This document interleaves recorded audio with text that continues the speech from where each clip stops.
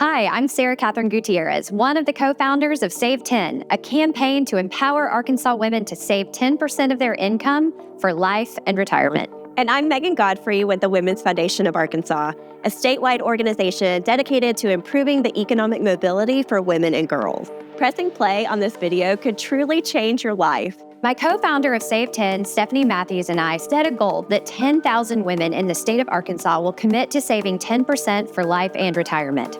We want you to build wealth to create an option for you to one day retire on your own terms. We want you to build wealth for yourself, but also dream of you passing down not just wealth to your future generations, but financial wisdom. We find that when we talk about this topic, there is general acceptance of the idea of saving. What is missing, though, is how much exactly to save. That's why we are specifically asking that you save 10%. We know statistically that if you start saving 10% from your first job in your 20s, you should be able to retire by the time you are 65. Trust us when we say future you is going to want to stop working at some point. We are excited to tell you that many women are doing this and have been doing it for years since the campaign started. Young women right out of college started saving 10% and building wealth much sooner than they would have otherwise. And what we hear from women is that it doesn't feel like they're depriving themselves or delaying happiness for some distant future. Instead, what they feel every time they look at their retirement account is the power of their wealth growing and compounding for themselves. The reason this movement is targeted to women is that we're not seeing the generational advances in finances that we would expect to see, given our equal or above average entrance into higher paying fields. In fact, women who run large companies with complicated budgets admit that when it comes to household finances, they leave those decisions to their spouse. A recent UBS study confirms what we anecdotally see. They found that 54% of millennial women have left all long-term financial decision-making to their spouses. The same study found that 98% of widows and divorced women urged other women to participate in these long-term decisions early on. So why is this the case? Well, let's start with a short history on women and money. It was the 1960s when women won the right to get their own bank account. And 1974 was the year women were allowed to get a mortgage, and when banks had to stop refusing bank accounts for women without a signature from their husbands. That wasn't that long ago. While there might now be legal permission for women to be involved with money, we still see the damage done by previous laws in a cultural dismissal of women and money from both women and men. For generations, we've seen an informal transfer of financial knowledge from male role models to boys, but less of that happening with girls. And without formal education on personal finance in schools, when young women enter the workforce, cash flow management and investing can seem utterly mystifying. But the worst part is that while there's a cultural understanding that women should not be involved with money, we're also seeing familiar tropes of women being bad at money. This has got to stop, especially since not only are women trapped into working longer than they ever dreamed, past retirement age or retiring into poverty, we are seeing other damaging financial issues from this lack of financial education. How many of us have posted or have seen friends post about their new car, house, vacation, or other big purchase? We love to encourage each other to treat ourselves, and there's a place for that in our lives, of course, but not at the expense of having savings. Can you imagine if we all felt as comfortable posting about hitting our savings goals as we did sharing our purchases? Why can't we? Sure, it might not be the norm, but isn't building financial independence just as share-worthy as buying a new car or taking a big trip? What if we were comfortable with the idea of saving first and then planning the other things that we're excited about? The car, the vacation, the house, around that. The cultural acceptance of public displays of consumption also can lead quickly to debt traps. We don't assume that anyone sets out to go into credit card debt, but it can be a slippery slope, and it's all too common. Around 45% of U.S. households carry credit card debt. What makes it so hard to get out of credit card debt is the high interest. With the average credit interest rate over 18.5%, someone with an average credit card balance of $6,300 will pay over $1,300 in annual interest to carry that debt. Imagine what else you could do with that $1,300 a year. Women before you who have failed to save or fallen victim to debt spirals are begging us to help this next generation of women who can change this for themselves to pay yourselves first. Build wealth now without delay. Live on what you make and never feel the pain of digging out of spiraling debt. Today, we want you to commit to saving 10% of your gross income for the rest of your life. So while you go about your life, working, traveling, raising a family, those savings are working for you, growing in the background so that future you has what she needs. 10% is your savings rate for retirement. That's out of the way, done. It's going to come right out of your paycheck, just like taxes and your other deductions, and you won't even have to think about it. Out of sight, out of mind. Remember, we are not going to touch these savings until retirement. So how much are we going to save into our retirement plans? 10%. Think of your 401k or your retirement plan as your savings Roomba. It's going into your paycheck each month, taking 10% out while you're going about your business. And then it's investing those savings on your behalf so that you can take advantage of compound interest.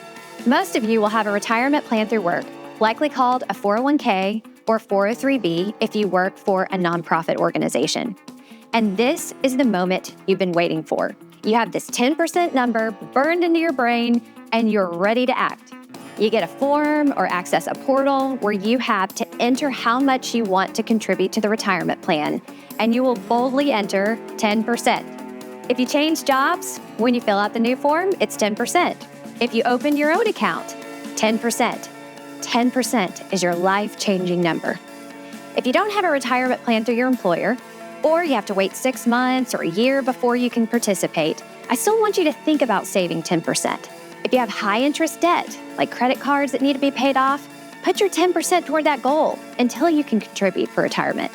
If you don't have an emergency fund, use these months when you can't participate in the plan to start building it up using your 10% savings rate. If you won't have access to a retirement account at all through work, or maybe you're self-employed, then open your own. A Roth IRA is a good place to start. You can set it up so that it auto-drafts your 10% from your checking account each month. Now, let's talk about timing. There's a reason many young people say no thanks to saving for retirement in their first job, and that's simple. How can you be passionate about ending a career when you're just starting it? So seriously, we get it. But at the same time, let's entice you to build some passion for what time can do to your money, especially that first dollar you ever save. When you put money from your paycheck into a retirement plan, it gets invested, most likely in stocks and bonds. Stocks are investments in companies where you're a part owner in the company, and a CEO and a lot of workers for that company are working to grow that company or generate profits. You, as an investor, benefit when they succeed. Most of the time they do, sometimes they don't. So you are investing to grow your money, but to also know that sometimes those investments will go through tough economic times when the investment could go down. Throughout the history of the market, good times have far outpaced bad times, which means that people invested in stocks have seen their money grow over long periods, much faster than their money would have grown in just savings accounts. Bonds are considered to have less risk than stocks, but also don't typically grow as much as stocks. These are loans made to governments or companies or both. You as the investor expect to get paid back, often with interest along the way. As a young person with decades to grow your money, it makes sense to have the majority of your savings go into mostly stocks initially, rather than mostly bonds. And the good news is that you don't have to do this for yourself. Most retirement plans offer target date retirement funds that will automatically invest you in a mix of stocks and bonds appropriate for your age. All you have to do is get the money in there. The retirement plan does the rest. So what exactly do you think it could do? Well, let's take this example of a young woman who is 25, making $40,000 a year and investing in her retirement account, mostly in stocks. If she conservatively thinks that the market will grow her money on average 5% a year, then even without her salary growing more than, say, 2% per year with just cost of living increases, she would be equipped to retire in her 60s with nearly $1 million. But let's say that she is like most women, misses this call to save in her first job. Not until she turns 35 that she gets this message to save. If she chooses to save 10% right then, look at the difference in her account. But the same assumptions as before, she could have nearly half as much just by waiting a decade. This is the power of compounding your investments. The first dollar you ever save is your most valuable because that dollar will grow after it is invested. The earnings will then grow on themselves, then grow on themselves, then grow on themselves. This is why women who start saving early feel a certain exhilaration when they see their money growing on itself about a decade into saving. And it only gets more exciting over time. How much you save is so important. Investing your money in your retirement is so important. But the most important detail is to start right away, never delaying it. Think about it another way. When do you think it would be easier to start saving for retirement? Right before starting a new job? With a new paycheck? With an amount of money you've never made before? Or years later, when you have a paycheck that you have designed an entire lifestyle around? That's right, it's always easiest to save on that first paycheck than waiting. Trust us when we say it is much easier to save from a lifestyle we have not yet created for ourselves than to try to back down a lifestyle we have already gotten used to. To put this more bluntly, while it can seem quite discretionary to save or not save on your first job, understand that this will be the biggest decision of your life. Even if that decision slips by quietly, women who went before you and missed that moment to save wish so badly they could go back and change it. But what if something comes up, like a medical emergency, or an expensive car repair, or I lose my job, you may be thinking. So your retirement savings are not an emergency fund. Think of them more as money locked away, not to be touched until your 60s. So we want you to also set up an emergency fund. Maybe you take $20 or $100 out of each paycheck and set it aside in a savings account until you have 3 to 6 months of your expenses covered. That will be the account you raid if you lose your job or have a major emergency. It is not the account to pay for a new car you want or the bachelorette trip to Cabo. We want you to have separate savings accounts for those goals. Do you know what the best vacation is? One that is already paid for. Whatever your goals are, owning a car or a house, traveling, starting your own business, set aside a little bit of money each month so that you can cover those expenses when they come up. Then you are freed up to pay your bills and spend the rest of your paychecks down to zero. Yes, down to zero. This is the freedom of saving first. You've taken care of all the things that are most important to you. So then you're not trying to have anything left over at the end of the month. You've already saved up the top. We are so glad you chose to learn about Save 10 and the importance and power of paying yourself first. The Women's Foundation of Arkansas has created a Save 10 discussion guide to go with this video. And we hope that you'll take the time to talk about what you learned and what your next steps are for your future self. We also hope the conversation won't stop there.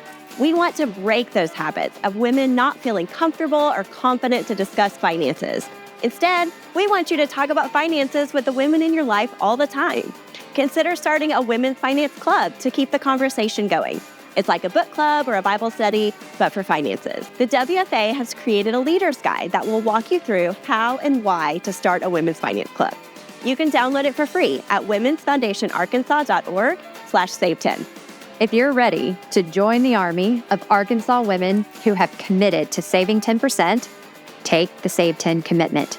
Your future you won't regret it. Happy saving.